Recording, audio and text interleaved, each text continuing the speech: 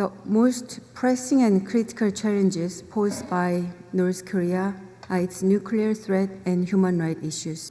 These issues are intimately linked to the regime's primary and ultimate objective, that is, the continuity of the Kim dynastic rule. For this, North Korean regime employs two major approaches.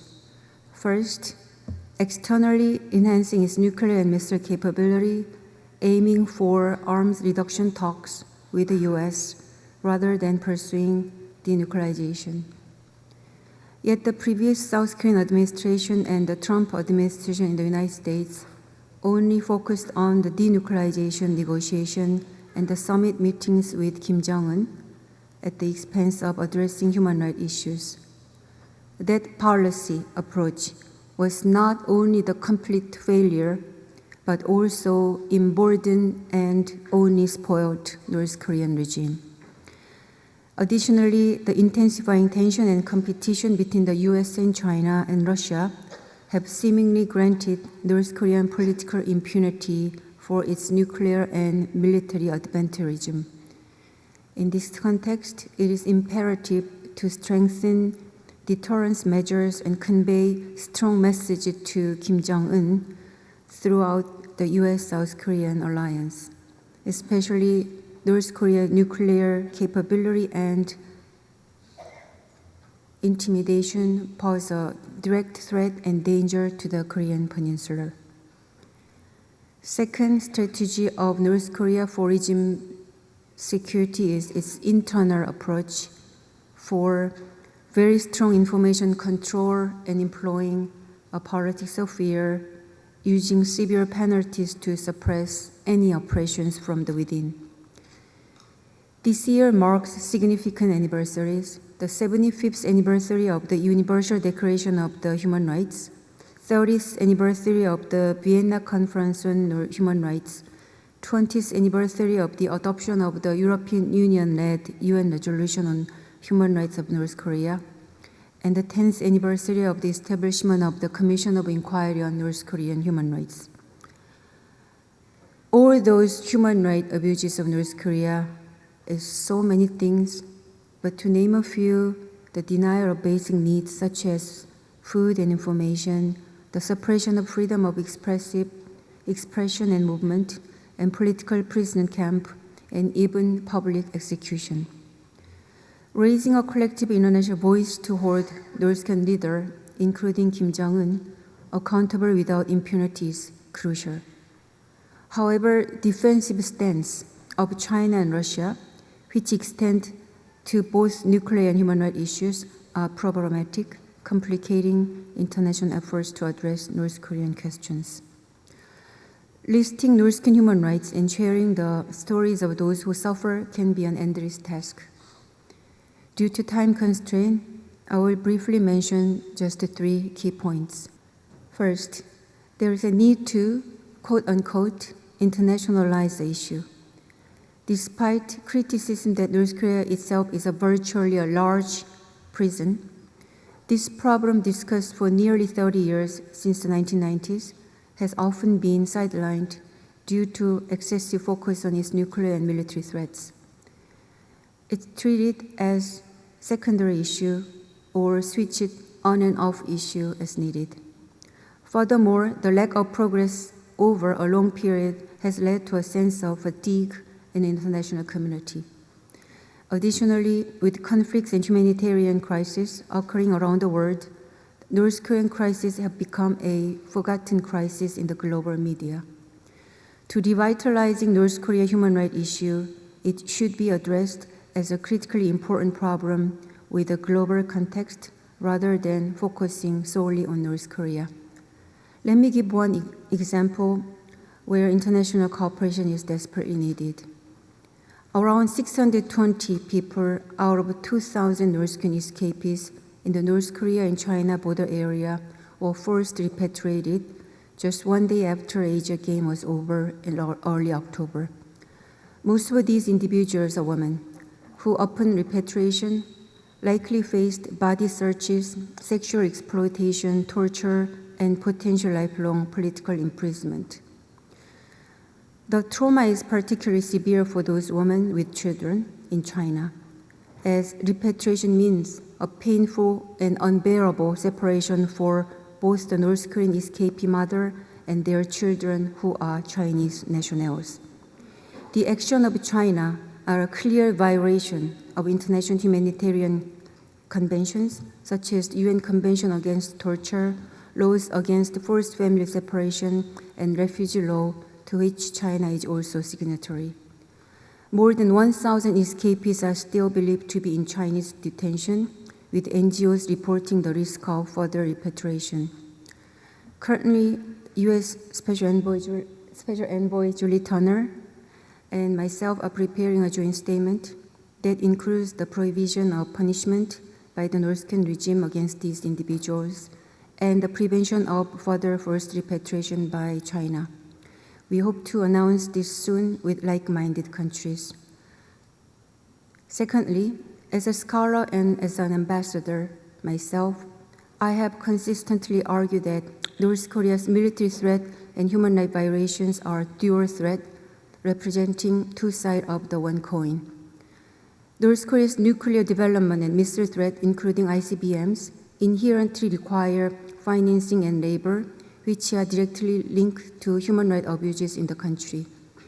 It is estimated that North Korea's 2.5 million population require a minimum of 5.5 million tons of food annually, with a shortfall of around 800,000 tons each year. In contrast, the Kim Jong-un conducted 71 missile launches in 2022 alone, and the cost of these launches, even by conservative estimates, could have purchased 1 million tons of food that cover all the deficit with even surplus. The case of North Korean overseas worker is around 100,000 around the 40 countries, is a prime example of fulfilling both financing and labor for Kim Jong-un's military purposes. Their income is a critical revenue source for the regime, second only to cyber hacking. These workers, functioning as so-called cash cows, endure extremely poor living conditions akin to modern slavery, working 15 to 18 hours daily, and then 80 or 90% of their earning just directly go to their own regime. I'm sure the money is used to satisfy luxury needs of Kim Jong-un and his family and a selective group of elites, as well as for military buildup. There is another crucial issue I wish to highlight. Since the first nuclear test in 2006, there have been significant concern about radiation exposure, particularly near Yongbyon and Punggye-ri nuclear facilities. Cost-cutting measures likely resulted in inadequate protection for those working in these areas, including scientists, officials, military personnel, and cleaners, putting them at risk of radiation exposure. Residents near the Punggye-ri site and political prisoners forced into labor during the nuclear test are also at risk, potentially constituting a major humanitarian crisis. Third, to effectively address North Korean human rights issues, we need fresh and innovative approaches accompanied by feasible action plans. Effective data collection and research on North Korean human rights from both global and regional perspectives and in connection with the regime's military adventurism are crucial. This is challenging because of North Korea's isolation and its black box nature. Utilizing defector interviews, satellite imagery, and collaboration with defector organizations can provide valuable insight for evidence-based policy and strategic development. Separating or prioritizing human rights nuclear issue will not effectively resolve either. Both should be simultaneously and comprehensively addressed as threat to peace and as crime against humanity. However, we had a game changer that was a COI report in 2014, but unfortunately, we lost the momentum in 2018 as denuclearization talks between Trump and Kim Jong-un and the South Korean government reconciliation policy with the North silenced the problem of human rights, as I mentioned earlier. So now is the time for us to revitalizing this attention altogether. Implementing targeted sanction modeled after the Magnitsky Act can strategically address these abuses and corruption. South Korea's implementation and regular updating of an independent sanction list against North Korea are critical steps forward. Such measures would not only hold North Korean leaders accountable for human rights violation and nuclear threats, but also signal a robust and unified international stance against such crimes. In this process, empowering and encountering the youth, who are our hope and future, should be a very important and concrete step to approach North Korean human rights. It is crucial to listen to the fresh and diverse ideas and approaches of younger South Korean and younger members of international society and NGOs, and younger defectors and children of defectors who are working on North Korean human rights. We also must remember the young people within North Korea. They are not just victims of human rights abuses perpetrated by Kim Jong-un regime, but are key agents of change, striving to transform North Korea and devise their own future. It is the responsibility of us, both South Koreans and members of the international community, to protect and empower them. I think it is our responsibility together. In closing, it is with my great pleasure and gratitude that I participate in this international conference on important issue, which is North Korean human rights, here in Honolulu, a historically significant place where the first official Korean immigration began 120 years ago on January 13th, 1903. I am aware of the important efforts made by 2 North Korean escapees a few years ago here to launch a farm project on Big Island, Hawaii, aimed at assisting their fellow escapees settling and adapting to new lives. Tragically, their untimely death in a car accident led to a decline in such effort. However, I firmly believe that the spirit of their efforts must not be forgotten and be continued.